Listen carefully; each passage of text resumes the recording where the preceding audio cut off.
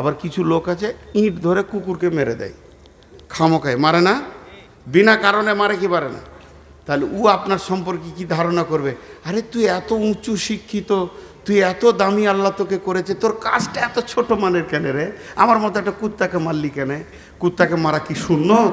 কুত্তাকে পানি দিয়ে বেশ্যা জান্নাতে গিয়েছে, আর বিড়ালকে বেঁধে রেখে নামাজি মেয়ে জাহান্নাম গেছে, তাহলে কুত্তাকে মারবো? আমার আচরণ, আমার ব্যবহার অন্য মাখলুক আমাকে ছোট করে দেখবে না। আমি জুয়ার আড্ডায় থাকবো না, আমি মদের আড্ডায় থাকবো না। আমার বিবেকের চেতনার পরিচয় দিতে হবে। আমি আদমের সন্তান, আমি নবীর সন্তান না মন। ওখানে জুয়া হচ্ছে, ওটা তো কুত্তা গরু ছাগলের কাজ।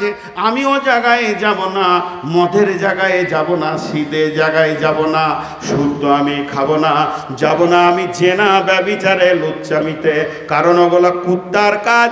এরা রাস্তাঘাটে লুচ্চামি করে, আর আমার দ্বারা এটা সম্ভব হবে না। অতএব আমার পরিচয় ঠিক রাখতে হবে। আমি নবীর সন্তান, আমি এত নিচে নামতে পারবো না।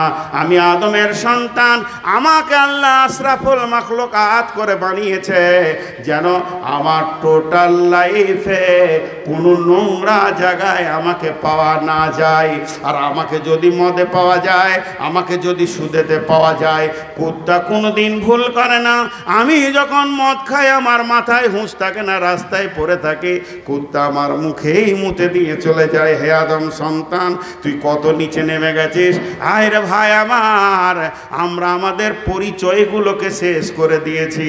এর জন্য আমার আল্লাহ বলেছেন উলাইকা কাল আনআম বাল হুম আজাল। তোরা চতুষ্পদ প্রাণীর মতো হয়ে গেলি রে, তোদেরকে একটা প্ল্যাটফর্ম দিয়েছি, তুই চতুষ্পদ প্রাণীর মতো হয়ে গেলি এবং তার থেকেও তোরা নিচে চলে গেছিস। এই চেয়ারটা আমাকে আজকের জন্যই কমিটি দিয়েছে, এটা আমার আল্লাহর দান। প্রধান বক্তা বিশ্বে ঘুরছি, এটা আমার আল্লাহর দান, কিন্তু বোঝানোর জন্য বলছি কমিটি দিয়েছে।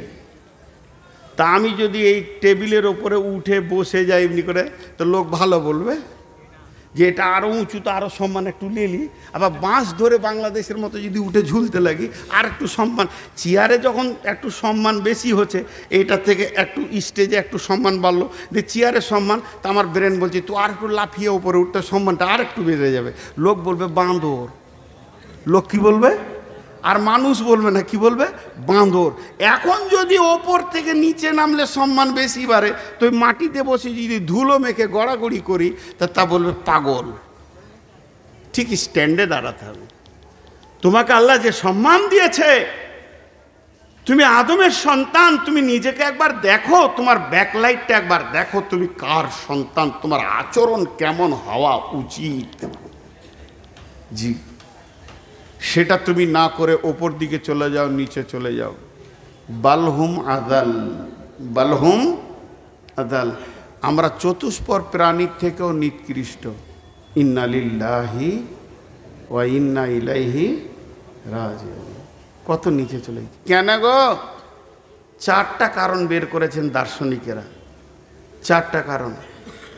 মানুষ চতুষ্পদ প্রাণীর থেকে খারাপ, তার কয়টা কারণ? 4টা। সারা পৃথিবীর যত প্রাণী আছে তারা এক আল্লাহর হুকুম ছাড়া কাউকে মানে না। এক আল্লাহকে মানে। নিকৃষ্ট প্রাণী কুকুরও পর্যন্ত আল্লাহর জিকির করে, কিন্তু হতভাগা মানুষ নিজের হাতে আল্লাহকে বানায়, আবার নিজের হাতে ভেঙে দেয়।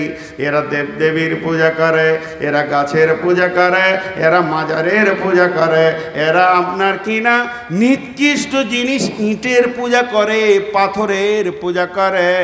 কুত্তা পাথর দেখলে পেশাব করে, আর মানুষ পাথরকে সাজদা করে। দাম কার বেশি? জি, কুত্তা ইট দেখলে পেচ্ছাপ করে, আর মানুষ ইটের পূজা করে। দাম কার বেশি? কুত্তার দাম বেশি। হতভাগা মানুষ, তোদেরকে প্ল্যাটফর্ম দিলাম, পরিচয় এটা তোরা ভুলে গেলি রে। নাম্বার 2, সারা পৃথিবীর কোন প্রাণী কি খাবে, কে বরাদ্দ করেছে? জোরে বলেন, কে করেছে? আল্লাহ করেছেন। গরু ছাগল আর আপনার হাঁস, গরু ছাগল ঘাস খাবে, কুত্তা হাড্ডি খাবে। কুত্তাকে যদি ঘাস দেওয়া হয় খাবে না, ছাগলকে খাসিকে হাড্ডি দিলে খাবে না, কারণ এটা আসমান থেকে বরাদ্দ নাই। হতভাগা মানুষ, এদেরকে বলেছে আল্লাহ হারাম খাবি না, সকালে উঠেই 2 বোতল মেরে দিয়েছে, সুদ খেয়ে নিয়েছে, জুয়া খেলে নিয়েছে। এদের মতো হারামখোর কেউ নাই, পৃথিবীর অন্য প্রাণী খায় না। নাম্বার 3, সারা পৃথিবীর যত প্রাণী আছে আল্লাহর আইনকে ফলো করে চলে, অন্য কারো আইন মানে না। হতভাগা মানুষ এ বলবে আমি তৃণমূল করি, আমি কংগ্রেস করি, আমি বাম করি, আমি অমুকের আইনে চলি, নিজেকে তারা আওতাভুক্ত করে, তাকে কোরআনের আইন ভালো লাগে না। এর জন্য এরা মানুষ কুকুরের থেকেও নিকৃষ্ট হয়ে গেছে। যখন কোনো মিছিল যায় কুত্তারা দেখে আর বলে, হু করে বলে, পাগলা কি করে বেড়াচ্ছিস? কোনো সরকারের কাছে মাথা নামো করি না, তারপরও প্রতিদিন সকালে আমার রব আমাকে খাবার দেয়। কলকাতা যাবেন, না হলে শিলিগুড়ি চিড়িয়াখানায় দেখবেন বাঘগুলোকে মনে হচ্ছে যেন নতুন জামাই বসে আছে ঘরে। যে পার্টি হারবে জিতবে দেখার দরকার নাই, টাইমে খাবার পৌঁছাতেই হবে। নাম্বার 4, সারা পৃথিবীর যত প্রাণী আছে সবাই তার মালিকের দরজা চিনে। কুত্তাটা ঘর থেকে দৌড়তে দৌড়তে দৌড়তে দৌড়তে 2 মোহনা চলে গেছে, সন্ধ্যার সময় ঘরে ঢুকে যায়। ছাগলটা মাঠে ছিল, নিজের মালিকের বাড়িতে আসে। গাইটা ছিল কোনো জায়গায়, নিজের মালিকের বাড়িতে চলে আসে। হতভাগা মানুষ নিজের মালিকের ঘর এখনো মসজিদ চিনে না। এটাতে কি আছে বলবো? ম্যাজিক সেনাবি জমে গেছে, বলবে কালেকশন করো, করব না, আদায়কারী বক্তা লয়, ঝামেলা শেষ, মিটে গেল, চিঠি দেওয়া ঘুচে গেল। চিঠি কেন আসে এটা আমি বুঝতে পারি। হাজি ভাই বেটার বিয়ে দিয়ে কোনো বাপ চিঠি দেয় যে আজকে শ্বশুর ঘর যা? ও জানে যে ছেলে কিভাবে বানাইতে হবে, খালি বিয়ে দিয়ে দেয়। হ্যাঁ, বছর যেতে না যেতে পুতা কোলে চাপিয়ে দিবে বাপের। আর বক্তাকে মাইক দেওয়ার পর যদি চিঠি দিতে হয় কালেকশনের জন্য, ও বক্তাই লয়। আর যে ছেলেকে ওর বাপকে বলতে হবে বেটা শ্বশুর ঘর যা রে, বইয়ের কাজ যা, ওর বিয়ে না দেওয়াই ভালো। খামকা চিঠি দেয়, আমাদেরকে পাগল টাগল মনে করে। দেখি আবার আছে নাকি। হ্যাঁ, একবার এ কালেকশনের দিকে একটু নজর দেন, একটু। সবাই 8 আনা করে দেবেন, খুচরো আছে, না থাকে তো 1 টাকা করে দেবেন।